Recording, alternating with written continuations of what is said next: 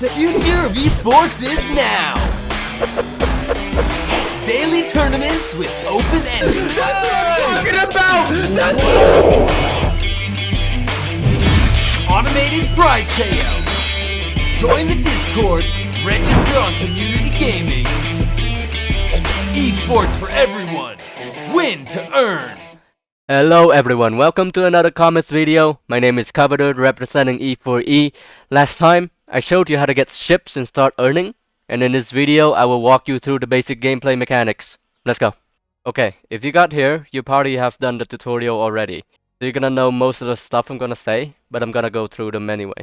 Over here, you have your draw pile, your HP, and your energy. You get 7 energy per round, and if you go second, you get 10 energy for that one round. Over here, you have your discard pile and your exile pile. The discard pile will go back into your draw pile once it's empty. Cards with attack exile will go into the exiled pile once played, and there are many cards that interact with the exiled cards, but there's currently no way to pull the exiled cards back out into play. You notice also there's a draw button over here. Yes, you can spend 1 energy to draw a card any amount of times during your turn, but you will also automatically draw a card for free when your hand is empty. On the right side is the card usage history. You see cards played by both players throughout the game over here. One unique aspect of the game is these things called orbiters.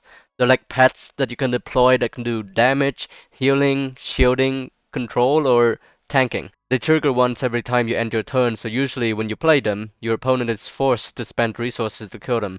So, for example here, I have a fighter. This is a basic, no effect, 5 damage, 5 HP fighter. Orbiter. And over here I also have a sniper, but I can actually do this right now. Get one of these, I'm gonna do another fighter, and deploy a sniper. So a card that I played there was Exile Consumption. Because I had exiled a card, I used it to gain 3 energy on a 1 cost, which netted me 2 more energy that I can play with. Okay, so first step to success is to have a good deck. But the question is, how are you supposed to know what's good? Well, my best advice for you is that you don't have to worry about that. Start playing, start earning, play what the game gives you, while you gather info through playing the game and studying opposing decks. Once you see a card that you like, set that as your goal to obtain, or straight up just buy it if you can. For example, I built this deck after seeing these 2 cards, Exiled King and Exiled Kiss. It revolves around exiling a lot of cards early game, and by late game these cards will deal 18 damage a pop. Another deck I have here is based around orbiters. The bread and butter card of this build is Electric Coil, which says Orbiter activates each time opponent plays a card. So, to build around it, I have a lot of orbiters and a lot of cards that buff the orbiters. So my game plan is to make a strong orbiter, usually a fighter, put Electric Coil on it, and it either makes my opponent lose a turn because they can't kill it without taking a lot of damage, or they play anyway and lose the game. So I'll show you some of the cards that I have in this deck. So here I have some modules. This one adds 5 shields to the orbiter's effect, which means every time you end your turn on top of what it already does, it's gonna give you 5 shields. This one, 3 damage, a bunch of fighters over here.